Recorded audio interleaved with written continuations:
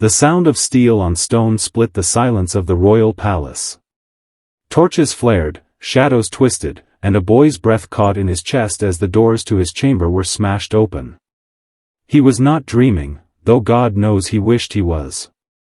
There stood his father, King Philip II of Spain, not in robes of mercy but in the full armor of war, his visor pulled low, his gauntlets still stained with the iron dust of campaign. Behind him, guards poured into the room, swords drawn, eyes cold. And in that frozen moment, young Don Carlos realized something no child should ever have to face: the man who gave him life had now come to strip it away. This was not discipline. This was not a lecture. This was an arrest. And the jailer was his own father. But why? How does love curdle into suspicion, and blood become a curse? To understand the prison that swallowed the prince alive, you must first see the truth most historians dare not whisper, the truth that his fate was sealed before he ever left the womb. Carlos was not born free. He was born chained to bloodlines that were already rotting from within. Generations of marriages between uncles and nieces, cousins upon cousins, turned the royal tree into a noose. His very DNA was collapsing on itself, a broken code of madness and frailty disguised as purity. He was a miracle on the surface, but underneath, he was a living experiment in power unchecked by nature's laws. The bells rang at his birth in 1545, calling it divine providence. Yet while the empire celebrated, his young mother Maria lay in bed, burning with fever, her body destroyed from within. 4 days later, she was dead. She had been his first cousin, her blood nearly identical to her husband's, and that blood had poisoned them both. Carlos never saw her face clearly, death stole her before his eyes could even focus. From the first breath, his life was already marked by loss. His mother buried, his father crowned in grief, and the entire empire whispering about the child born too frail, too twisted, too unpredictable to rule. But here's the truth they didn't want you to know: Carlos was not just a broken boy. He was the living embodiment of a system of control, where blood, power, and obedience were twisted into shackles. And his suffering would expose how far kings will go to preserve their empire, even if it means watching their own son rot alive behind locked doors. The Spanish court wanted a warrior prince, a future king of fire and steel. But the child they got was a storm in human form, unpredictable, fragile, and cursed by the very blood that was supposed to make him invincible. His skull grew uneven, his jaw distorted, his legs twisted. He stumbled where others walked, raged where others reasoned. Servants whispered that he could never sit still, that his mood swung like a pendulum from silence to sudden explosions of violence. He was a boy who seemed haunted by shadows no one else could see. Some said he was simply spoiled. Others saw something far darker. Reports of his cruelty drifted through the palace halls. He mutilated animals, threatened servants, and once nearly killed a nobleman in a fit of fury. These weren't the tantrums of a child, they were eruptions from a mind fractured by centuries of inbreeding, a mind trapped between genius and madness. Yet here's what they never told you: Carlos's instability wasn't only genetic. It was cultivated. Imagine growing up in a palace where every smile hides betrayal, every servant listens with two faces, one for you, one for the king. Carlos was raised in an atmosphere not of love but of suspicion, where loyalty was currency and innocence a weakness. The court wasn't his home, it was his cage. Every word he spoke could be used against him, every mistake amplified until he looked less like a prince and more like a liability. And in the shadows of his father's empire, the church tightened its grip. Spain was not just a kingdom, it was the sword of Catholic power, the hammer of the Inquisition. Obedience was law, and deviation was heresy.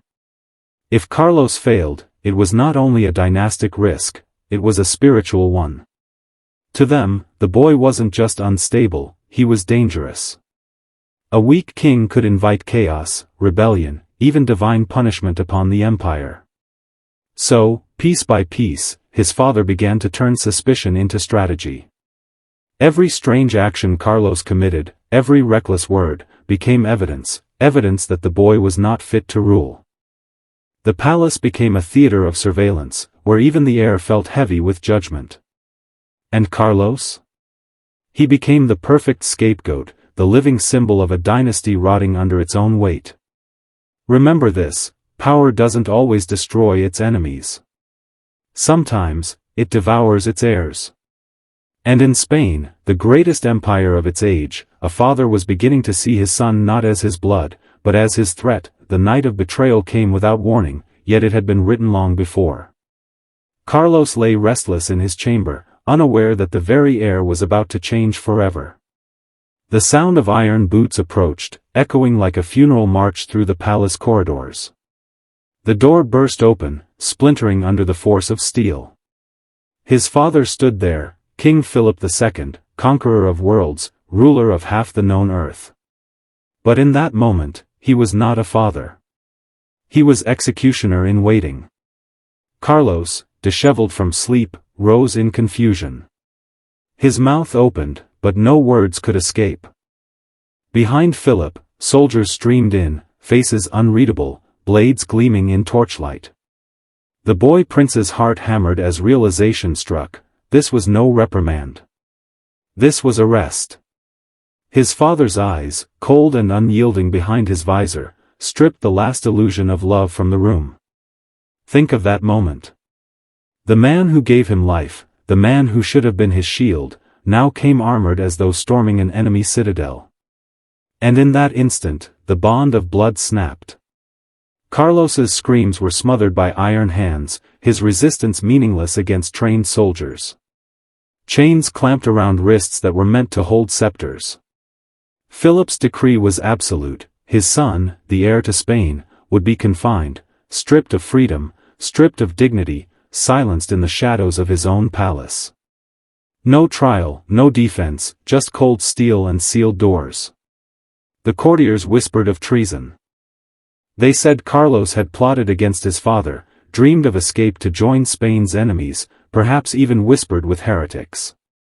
But those were rumors, tools of convenience.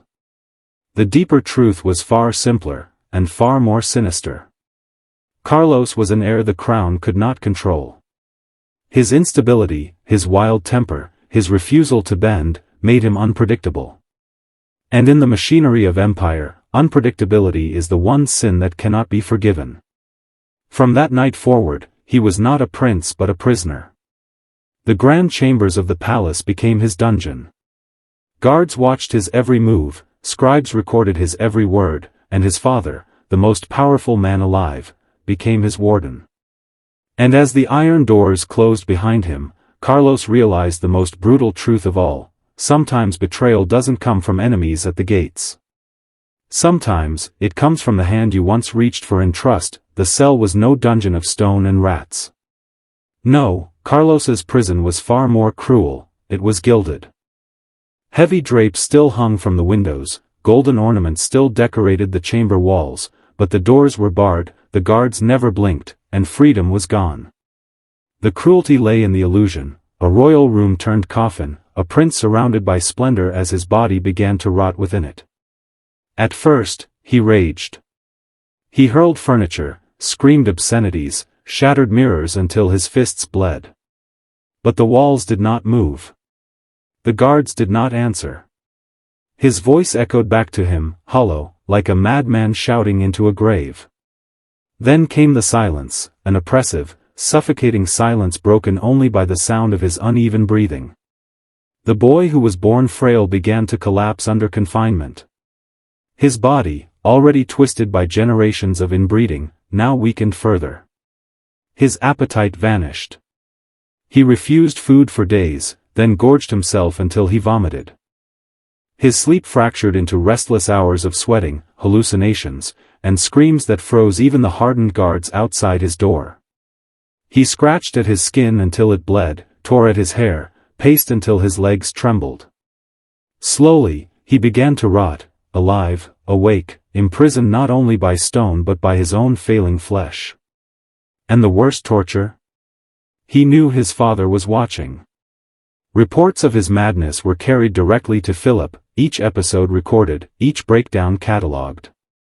What Carlos thought were moments of private suffering were turned into evidence against him.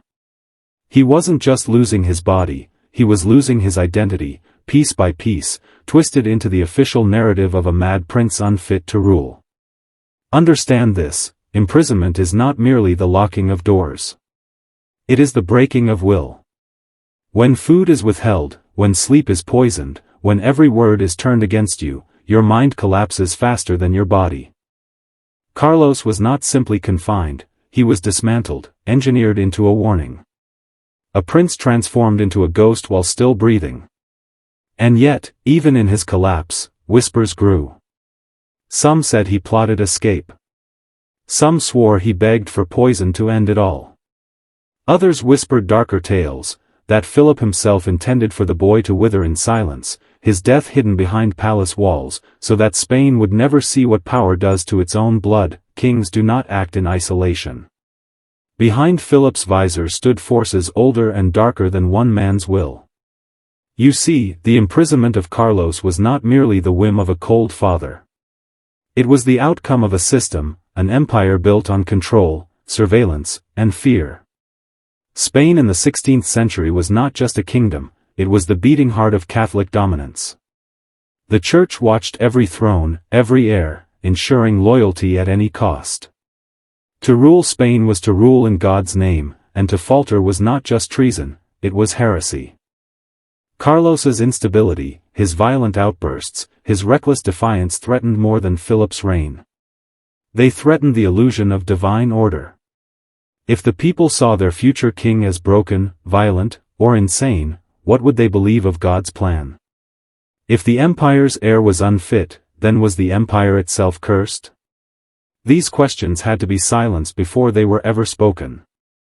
So Philip, guided by confessors, advisors, and whispers from Rome, made his choice: better a rotting heir in chains than a kingdom unraveling under scandal. But there was more. Behind the veil of faith lay politics sharpened into daggers. Spain's enemies waited hungrily at its borders: France, the Netherlands, the Protestant states rising from the ashes of rebellion. If Carlos sought escape, if he fled to their side, he could become a rallying point against his father. Imagine it, a prince of Spain leading armies of heretics and rebels, his madness fueling their cause. To the empire, he wasn't just a liability, he was a potential weapon that had to be neutralized. So the story was written in silence. The court whispered of treasonous plots, but the evidence was sealed away. No public trial, no public defense, because the truth was not meant for public eyes.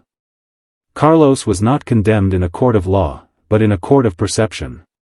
The people were told what they needed to believe: that their prince was dangerous, unfit, unstable. And behind closed doors, the heir to the world's most powerful empire was reduced to a shadow, wasting away in a chamber that smelled of sickness and despair. Understand this: power does not care for blood. It does not care for innocence. Power consumes whatever threatens its survival, even its own children. Carlos was not the first, and he would not be the last, to be sacrificed on that altar. Now, if you've followed me this far, pause for a moment. Lock in what you've learned. Comment the phrase, "Blood betrays blood," twice below. Not for me, for yourself. To brand this truth into your mind. Because once you see how power devours its own, you will never look at history, or the present, the same way again. The end did not come suddenly. It crept, like rot in the beams of a house, until the structure collapsed. By 1568, Don Carlos was 23 years old, but looked twice as ruined. His skin clung sickly to his bones, his eyes sunken, his once fiery rages reduced to weak murmurs. He had been stripped of weapons, stripped of books, stripped of friends. Even the light itself was rationed, the shutters drawn so that his world narrowed to shadows and silence. Food became his torment. Some accounts say he starved himself in rebellion. Others whisper that his keepers poisoned his meals, stretching the suffering so it looked like nature's cruelty, not the king's command. His teeth fell loose. His body swelled and shrank in strange cycles. He begged for water and was denied. He begged for death and was ignored. And yet, outside his cell, the empire went on. Masses were celebrated, wars were fought, treaties signed, all while the heir of Spain wasted in silence, like a ghost locked in the walls. His name was whispered less and less. Courtiers avoided speaking of him, as though he had never been. That is the true power of institutional manipulation, not only to kill, but to erase. When death finally came, it was quiet. July 24, 1568, the boy prince who had once been promised the world was found lifeless in his chamber. The official story declared natural causes. A convenient lie. Some said fever. Others whispered starvation. Many believed poison, authorized at the highest level, disguised as divine judgment. The truth was buried with him. His body was displayed briefly, thin and broken, before being carried away in secret. The people were told to mourn a prince who had died of illness. They were not told he had been abandoned, suffocated by silence, rotted alive under the command of his own father. But ask yourself, why hide the details, if there was nothing to hide? Why bury the story, if it was simply illness? Because the truth was corrosive.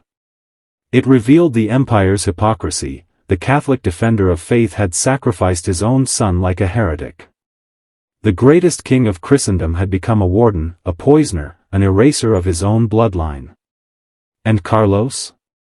He became not a king, not even a martyr, but a warning, an unspoken lesson whispered only in private halls, that in the game of power, blood means nothing. Survival demands sacrifice, even if the sacrifice is your heir. History recorded him as a footnote. A troubled prince. A broken heir. A tragedy. But that's the surface story, the one written in the ink of victors who needed the empire to look unshakable. The deeper truth is more dangerous. Don Carlos was not simply a victim of madness. He was proof that the system itself devours its own. Look at the pattern. Bloodlines engineered not by nature, but by obsession with purity. A child born not of love, but of strategy. A palace that looked like heaven, but functioned like a cage. A father who chose empire over blood, and a church that demanded obedience at any cost. Do you see it now? His rotting body was not an accident of fate. It was the inevitable result of power when it is unchecked, unchallenged, unquestioned. That is the lesson hidden beneath the gold and marble of Spain. Kings rise and fall, priests preach and bless, but behind it all lies the same machinery: control. Control of blood. Control of faith. Control of perception. And when a single life, even a royal one, threatens that machinery, it is erased. This is why you were never meant to know his story. Why it is softened in textbooks, diluted into a sad anecdote.